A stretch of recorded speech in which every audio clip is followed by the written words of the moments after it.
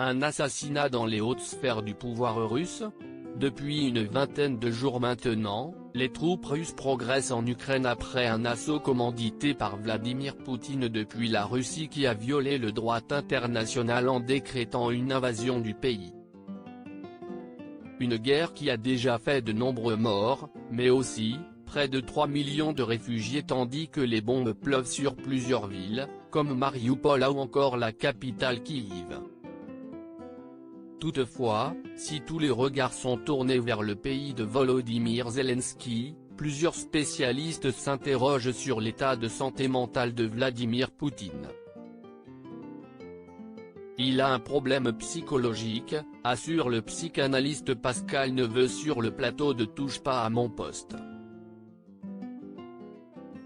Mercredi 16 mars, le spécialiste s'est interrogé sur la paranoïa du chef du Kremlin, évoquant une neurodégénérescence qui pourrait expliquer ses agissements depuis plusieurs mois, notamment sa déclaration de guerre à l'Ukraine. Quelques heures plus tôt, Vladimir Poutine a déclaré que tous ses objectifs ont été atteints dans cette guerre, ce qui pour les psychanalystes invités dans l'émission, ressemble à une déclaration suicide.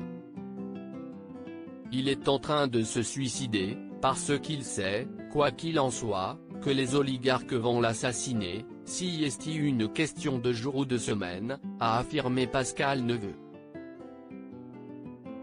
Il amène tout le pays avec lui vers une catastrophe mondiale, a précisé Sergueï Girnov, qui a affirmé qu'il s'exposait en effet à un assassinat.